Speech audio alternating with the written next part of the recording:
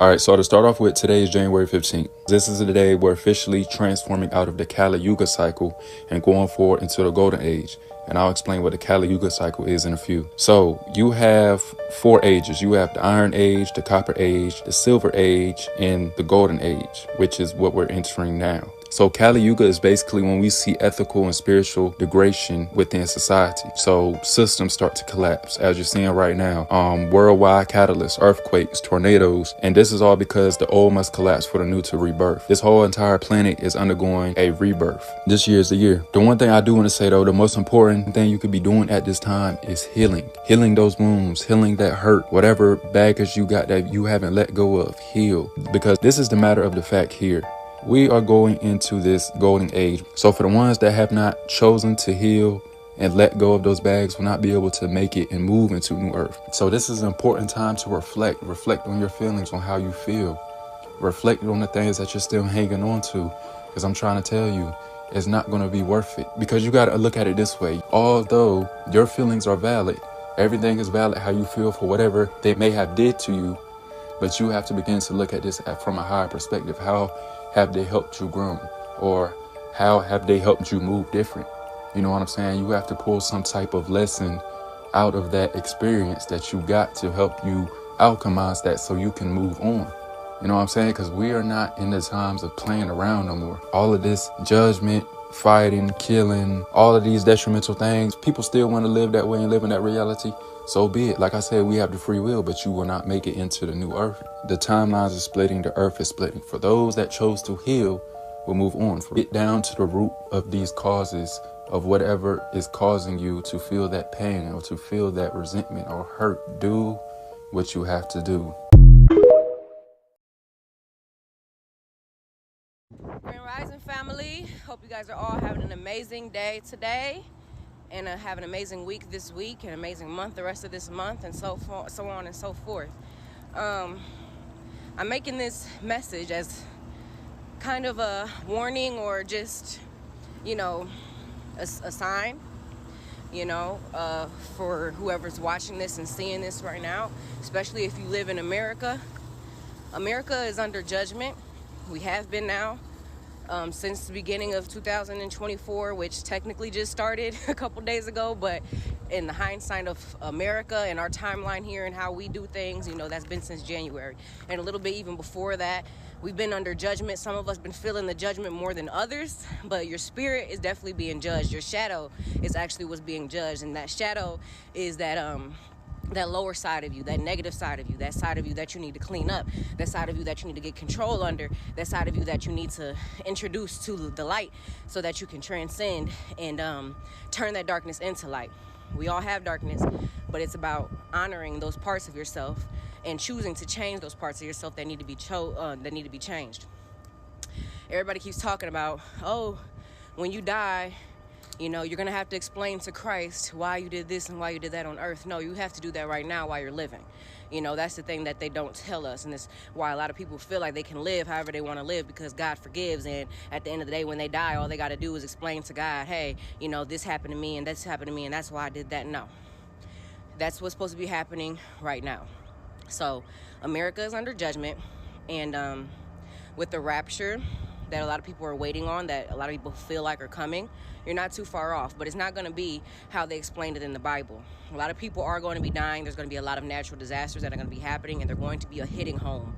A lot of times natural disasters and stuff like that happens. It's not in America, but it's going to happen in America. We're going to be hearing stories all around the country of people being affected, earthquakes, water, fire, heat strokes. There's a lot that's going to be happening with this summer and with this new year that we're in and this time that we're in. It's going to start kicking off April 8th when this eclipse happens, and it's going to be really affecting the United States more than any other country globally right now. So everybody needs to be repenting. Everybody needs to be really doing this work, healing your shadow, doing this shadow work, getting yourself right, forgiving yourself, really moving in love, really moving in righteousness. That's the only way that you can save yourself. Love is the only savior. Honestly and truly. So while y'all waiting for Jesus, just know that Jesus means enlightened being, and that's what you need to be. You want to be like Jesus, you need to be enlightened. You need to be working on waking yourself up and opening that third eye so that you are in alignment with this planet when these things start to happen. Okay? because with Jesus coming back, that means that Christ consciousness. 1933 is when they started monetizing us and pledging us as collateral for the debt. Now, to register, the word register means to abandon. Yeah. And when you register a car or a birth or a house, you're giving it to the government. You're giving your legal title to the government, and you only retain equitable title, which means that you have the use of that property. The government allows you to use it, thinking that you own it. Clear evidence of this is anyone who owns a house, look at their mortgage, and you're referred to as the tenant, not the owner, the tenant. So if you think you own your house, you're mistaken. Same with your car. The reason why they can impound your car is because you registered it, and under maritime admiralty salvage laws, they come along and they adopt it. In the case of the birth registry, they adopt the abandoned child. Okay, get in here, America. Check out this new discovery of indigenous tribes up in the Antarctica. Oh, wait! Have y'all heard of the Bashenga tribe? Pictures of the Bashenga people along with leaked CIA documents have been circulating the dark web. This is super weird. It's said that this tribe was taken from West Africa to Antarctica as part of an experiment to see if melanated people could survive in the cold. But it gets really dark because the population of the tribe was reportedly ended after an anthropologist accidentally brought smallpox to the community. What's really strange is that there are pictures of artifacts and very tall wooden structures. Where did they get the wood from? Were there trees in Antarctica? Over time, the Bashenga people were claimed to have adapted to the cold in strange and amazing ways.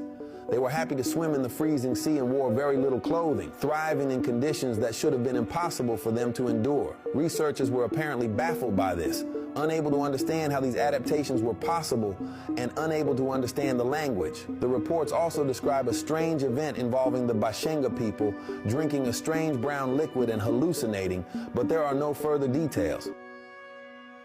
Now, what's going on here, America? It seems like we keep on finding these indigenous melanated people all over the world, even in the North Pole, even in the Antarctica, all through Russia, all through Europe, all through Asia, all through America, all through Africa. I mean, it seems like we all over the world, and we've been there all over the world, and we've been there. But the big question is, America, why we wasn't taught this in school? Thanks for watching. This video is for entertainment only, but if you know, you know.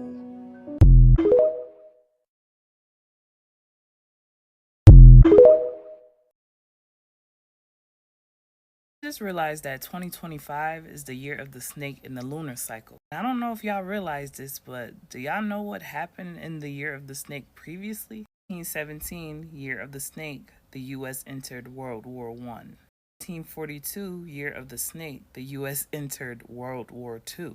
That was after the attack on Pearl Harbor. 2001, year of the snake, 9/11 happened. Leading to what? The War on Terror. Also the invasion of Afghanistan. These were all significant moments in history where the U.S. was thrust into massive shifts. Do you catch my drift? So the year 2025 is the year of the snake. What y'all think gonna happen? Let's talk about the time in between the events. So from 1917 to 1941 was 24 years. 1941 to 2001 was 60 years. From 2001 to 2025, we back at the 24-year mark. We starting to see a clear pattern emerge between the 24 and 60-year mark. And it's clear as day, every year of the snake or every 24 to 60 years, some kind of global upheaval happens. Like the shedding of the old, trying to bring something new in, even though it's going to be chaotic and painful. But 2025 is also the year of 9, which is completion, as well as endings and transformation. Snakes shed their skin just as the old collective consciousness is going to shed their old belief system. The veil which has been hidden will be lifted or completely demolished. No coincidence that all of this energy is converging in 2025, the year of the snake. I mean, just think about it. We're getting ready for it now. Global tensions, the shifting of power, push for truth over illusion. And it's all leading us somewhere. And if you could feel it, if you real tapped in, then you already know where it's leading us to. 2025 will not just be another year. It's a pivotal moment in history. The world will be forced to reckon with its own shadow. Like the snake sheds its skin, the collective is preparing to shed centuries of control, manipulation, and deception. I talked to everybody last year and said buckle up for 2024. Y'all probably thought I was joking. 2024 was just the tip of the iceberg. You can bet your bottom dollar when I say buckle up for 2025, you better do so. I'm only saying this because most people are not ready to handle the truth. Those with your eyes wide open, it's just gonna be another bump in the road, but we'll be alright. Not the end of the world, it's just the end of an era. Honestly, I'm glad to see this shit go. And what was hidden will be revealed.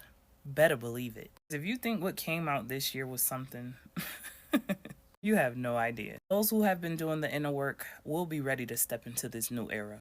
Post-veil reality is not about fear though, it's about preparation. It is understanding and alignment with the truth. Snake represents knowledge, wisdom, and rebirth. Just like 1917, 1941, 2001, and 2025 marks pivotal moments in our collective journey. 2025 will be a bit different because this is on a whole spiritual level. Just make sure you keep your third eye open, aka your first eye. Keep your head on a swivel. Just remember, everything is connected. 2025 will be the year that proves it. Mark my word. Make sure you get in the comments and let me know your thoughts. Peace, love, and light, and gratitude for watching. As an Indian because of African descent, or am I this color because this is the color of my ancestors? Indian territory is tribes. Like, people be thinking Indians with the Pocahontas looking, that ain't how Indians look. They look like them people in New Orleans. And all of them had each other's names tattooed on them. Man. And this was when I was younger, I didn't understand it, but then when I started going to New Orleans, like, you know, on tour and shit. We tried. The way they are with each other, they love each other a different way than everybody else. We're going to talk about the black Indians I met that are still alive. No, go ahead. Let's talk about them. Go ahead. In New Orleans. Well, the truth to that lies with the anthropologists, if they tell the truth. Because as they dig into the grounds, they have found people and they know they look like I look. A few weeks ago, a guy was digging a pool in his backyard in the downtown area of New Orleans. You see, New Orleans was smaller one time, and this area was country. And they hit 6 feet down, they hit a casket. I said, what's the casket doing here? It was a cypress casket, cypress wood. Now, you know, when you dig down more than a foot or two in New Orleans, you're going to hit water. Cypress is a tree that's grown in a swamp. Does not rot. The cypress casket has been good for a few hundred years. They found black Indians inside with black artifacts, Indian artifacts. Okay? They said, well, let's dig north instead of that right here. They went north, the casket. South hit them, east hit them, west hit them. We found that there's a graveyard, an ancient graveyard that's almost a mile in north, south, east, and west, almost a mile apart, almost. And they found out that since when they weren't able to go any further laterally, like we dig graves, they started digging down, one on top of the other. And they have found so far 20,000 graves, black Indians. Wow. Okay? And this is about to hit. It hasn't hit. This happened a few weeks ago. You haven't heard on the news yet, but it's going to hit the news because it's going to leak out. They're hushing it right now.